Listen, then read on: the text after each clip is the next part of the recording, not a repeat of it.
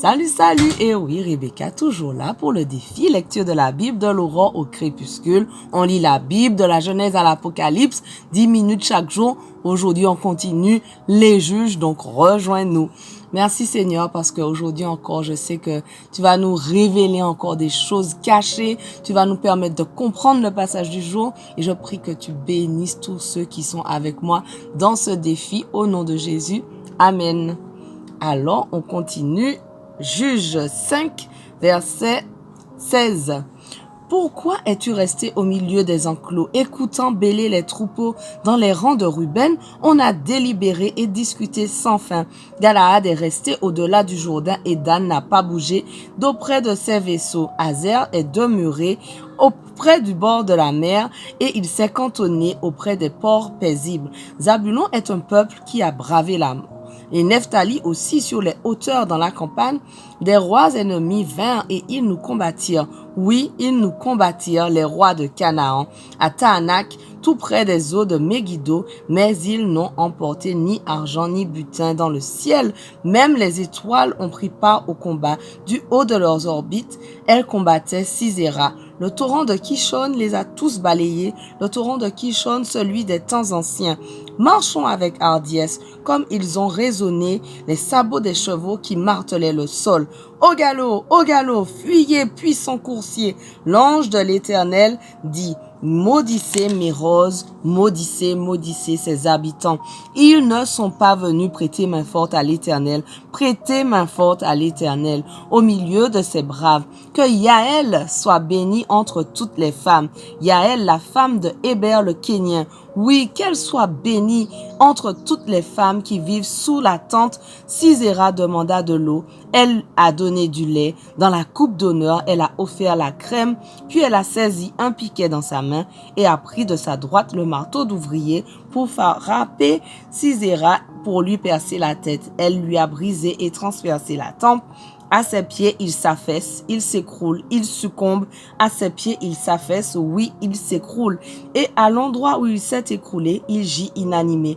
Par la fenêtre, sa mère guette au loin à travers le grillage. Elle exhale sa plainte. Pourquoi? Pourquoi son char tarde-t-il à paraître? Pourquoi n'entendons pas le fracas de ses chars? Sans cesse, elle répète ce qu'ont dit les plus sages. Les dames de sa suite, sans doute, ont-ils trouvé un butin abondant et ils se le partagent, une fille ou deux filles pour chaque combattant. Sisera, lui, reçoit les habits de couleur, des habits de couleur aux deux vêtements brodés, des toffes de couleur pour le cou du vainqueur. Ô Éternel, que tous tes ennemis périssent de la sorte et que tous ceux qui t'aiment soient comme le soleil quand tout éclatant il se lève. Après cela, le pays fut en paix pendant 40 ans. Juge 6. Les Israélites firent de nouveau ce que l'Éternel considère mal, de sorte que l'Éternel les livra au pouvoir des Madianites pendant 7 ans.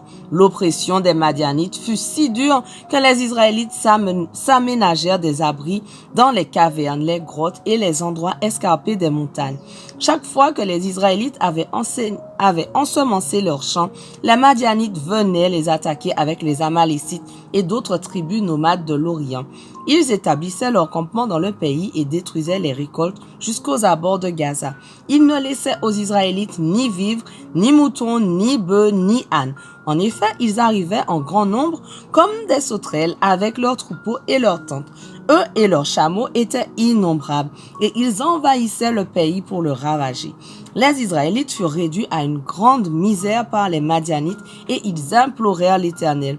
Lorsque les Israélites implorèrent l'Éternel à cause des Madianites, il leur envoya un prophète qui leur dit: voici ce que déclare l'Éternel, le Dieu d'Israël. C'est moi qui vous ai fait sortir d'Égypte, de ce pays où vous étiez réduits à l'esclavage. Je vous ai délivrés des Égyptiens et de tous ceux qui vous opprimaient. Je les ai chassés devant vous et je vous ai donné leur pays. Je vous ai dit: je suis l'Éternel votre Dieu. Ne vénérez pas les dieux des Amoréens dont vous habitez le pays. Mais vous ne m'avez pas écouté. L'ange de l'Éternel vint s'asseoir sous le chêne qui se trouvait à Ophra dans la propriété de Joas, un homme de la famille d'Abiézer. Gédéon, un fils de Joas, était en train de battre le blé dans le pressoir à raisin pour le cacher des Madianites. L'ange de l'Éternel lui apparut et dit: L'Éternel est avec toi, vaillant guerrier. Le Gédéon lui répondit, de grâce, mon Seigneur, si l'Éternel est avec nous, pourquoi tant de malheurs s'abattent-ils sur nous? Où sont donc tous ces prodiges que nos pères nous ont racontés en nous disant que l'Éternel nous a fait sortir d'Égypte? En réalité, l'Éternel nous a abandonnés et nous a livrés au pouvoir des Madianites. Alors l'Éternel se tourna vers lui et dit, va avec cette force que tu as et délivre Israël des Madianites. N'est-ce pas moi qui t'envoie? Mais Gédéon répliqua, de grâce, mon Seigneur, avec quoi pourrais-je délivrer Israël? Ma famille est peu importante dans la tribu de Manassé, et moi, je suis le plus jeune des fils de mon père. L'Éternel lui répondit, je serai avec toi. C'est pourquoi tu battras les Madianites tous ensemble. Gédéon lui dit, eh bien, si réellement tu m'accordes ta faveur, prouve-moi par un signe que c'est bien toi qui me parles. Ne t'éloigne pas d'ici, je te prie, avant que je sois revenu vers toi avec une offrande que je te présenterai. J'attendrai ton retour, lui dit-il. Gédéon rentra chez lui, apprêta un jeune chevreau et prépara des pains sans levain avec 30 kilos de farine. Il mit la viande dans une corbeille et le jus dans un pot, puis il apporta le tout à l'ange de Dieu qui se tenait sous le chêne et le lui offrit. L'ange de Dieu lui dit, prends la viande et les pains sans levain et dépose-les sur ce rocher, puis verse le jus par-dessus. Gédéon obéit. L'ange de l'Éternel avança le bout du bâton qu'il tenait en main et en toucha la viande et les pains sans levain. Une flamme jaillit du rocher et consuma la viande et les pains sans levain. Puis l'ange de l'Éternel disparut à ses yeux. À ce moment, Gédéon reconnut que c'était l'ange de l'Éternel et il s'écria, « Malheur à moi, Seigneur Éternel, car j'ai vu l'ange de l'Éternel face à face. » Mais l'Éternel lui dit, « Rassure-toi, n'aie pas peur, tu ne mourras pas. » Gédéon construisit à cet endroit un autel à l'Éternel et il l'appela « L'Éternel assure la paix ». Cet autel existe encore aujourd'hui à Ophra, un village du groupe familial d'Abiézer.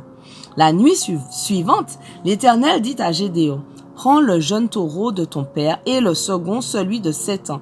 Démolis l'autel de Baal qui est à ton père et abat le poteau sacré qui est dressé à côté. Puis tu bâtiras un autel bien aménagé à l'Éternel, ton Dieu, au sommet de cette colline.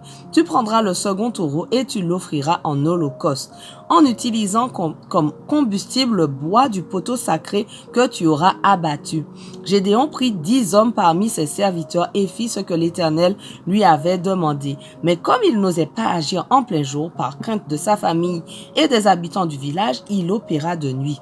Le lendemain matin, les gens du village découvrirent que l'autel de Baal avait été démoli, que le poteau sacré était abattu et qu'un taureau avait été offert en holocauste sur l'autel qui venait d'être construit. Ils se demandèrent les uns aux autres, « Qui a fait cela ?» Alors qu'ils cherchaient à se renseigner, on leur dit que c'était Gédéon, le fils de Joas, qui avait fait cela. Alors ils dirent à Joas, « Fais sortir ton fils et il mourra, car il a démoli l'autel de Baal et abattu le poteau sacré qui se trouvait à côté. » Mais Joas répondit à tous ceux qui se tenaient autour de lui, « Est-ce à vous de défendre la cause de Baal? Est-ce à vous de lui venir en aide? Celui qui prendra parti pour Baal sera mis avant demain matin. Si Baal est Dieu, qu'il se défende lui-même puisqu'on a démoli son autel. » À partir de ce jour, on surnomma Gédéon Yérub-Baal, que Baal se défende, parce qu'on avait dit que Baal se défende contre lui puisqu'il a démoli son autel. Les Madianites, les Amalécites et les nomades de l'Orient rassemblèrent leurs troupes, traversèrent le Jourdain et installèrent leur camp dans la vallée de Jizréel.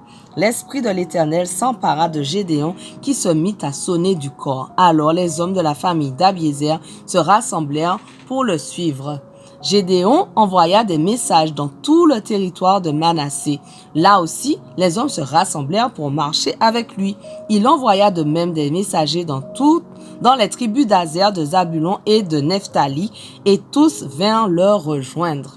Notre passage du jour touche à sa fin, mais on continue dès demain pour la suite de l'histoire de Gédéon. Ne manque pas ça.